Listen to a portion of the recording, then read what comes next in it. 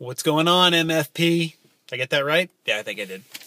All right, so this is the Q&A vlog that I promised that I would put up for you guys here.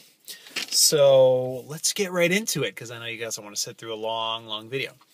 So first question comes from I Love My Life with lots of E's at the end. And she asks, how do you push through on days where you really don't feel like working out? That's a good question. For me, knowing that I've been getting results is what pushes me through. I think the biggest thing that stopped me from going to the gym years ago and years before that and years before that was because I was frustrated that I didn't see results quick enough.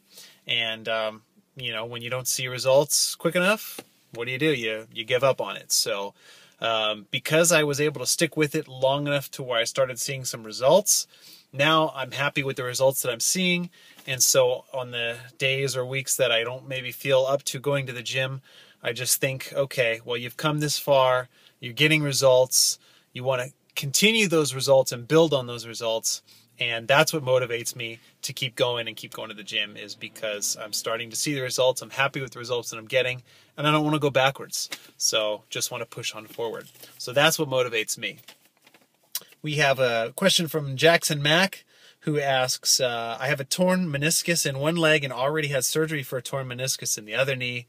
Going for a walk now, both of my knees hurt. What do you think about the elliptical machine for obviously strengthening, I guess, or exercising? I don't want to have to pop a pill every time it flares up. Certainly, walking and running, these are impact exercises. The elliptical is going to be a little bit easier on that knee. But the biggest thing is making sure, and I'm not a doctor, so let me preface that by saying that I'm not giving out medical advice. This is just my opinion. But meniscal tears basically come in different grades. Grades 1 and grades 2 usually are non-surgery. Anything grade 3 and above, you're probably needing to see a doctor and considering some type of surgery for that. If you have a grade 1 or grade 2 tear, you can rehab that. Mostly it's going to be done through a series of stretches that are going to help strengthen the range of motion around the knee, focusing on strengthening the muscles, basically the hamstrings, quadriceps, and calves, to restore that normal range of motion that's going on in the knee to help rebuild and repair that torn meniscus. But if it's a grade 1 or a grade 2 tear and it's still hampering daily tasks like walking around, you should probably go see a doctor about that. But there's a really good article on rehabbing it yourself. I will go ahead and post a link to that article on my webpage if anybody, or my MyFitnessPal page, if anybody is interested in reading up on that. So elliptical, yeah, I think it's great. It's good cardio, and it's not going to be as high impact on the knee as running, walking, or jogging would be. Kacers asks, how do I keep track of my exercise calories? That's a great question. There is a website that has a great calculator.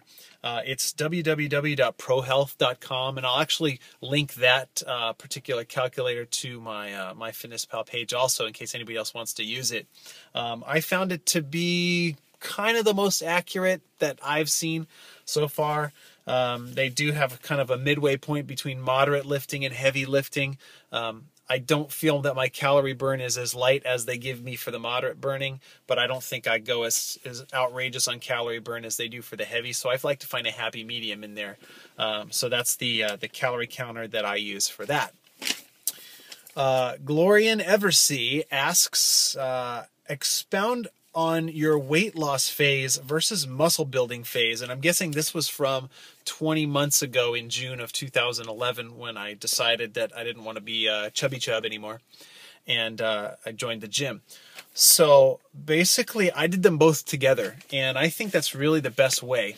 I think if I was just focusing on weight loss and not focusing on building muscle, that I probably wouldn't have lost the weight and built a solid foundation for a further physique that I have than I would have been able to otherwise. So if I had just been focusing on cardio and diet and just focused on calorie burn versus building muscle, then I don't think it would have been as efficient, because I don't know for if this is a fact, but I know a lot of people would agree with me, that weightlifting is one of the best ways to kickstart your body's natural metabolisms and burn fat off of your body. So that's my opinion on it. I think that that's what helped me the best. So my weight loss phase versus my muscle building phase were hand in hand. They worked together and still do. I really don't sacrifice one for the other. So last question comes from Dave B1355. Did you make the changes to your diet all at once or gradually add in more healthy things? And was there a difficult transition?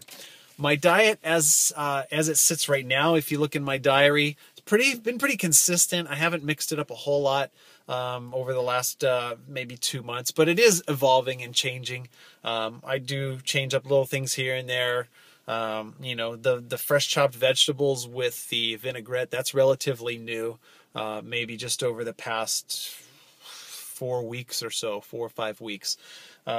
So I kind of went gung-ho right out of the gate. As soon as I joined the gym, I set up a lifting schedule for my muscle building part, and I also changed my diet right away. So there was the transition difficult? Not really. I had a couple of questions asked if I get bored or tired of eating the same thing every day. And no, not really, because what I pack with me is delicious, in my opinion. And I don't know about you guys, but I don't get tired of eating delicious things. So that's just me. I could eat lasagna every day for the rest of my life because I think it's delicious. So would I get tired of it? Probably not, because it's delicious. So, all right, guys. Well, I didn't want to keep you all night long, but I do appreciate you stopping by and checking it out. Thank you for asking the questions, everybody. I hope I was able to shed some light and answer them for you, and maybe help you with whatever that you need help with. So, as always, my ears are always open. Any questions that you guys have for me, send me an email, shoot me a message. Happy to keep video blogging here for you. Haven't decided a topic yet for my next video, but it will be coming soon, probably this weekend or maybe even before that. So, all right, my fitness pal, time to go home and get some sleep. Hope you all have a wonderful night.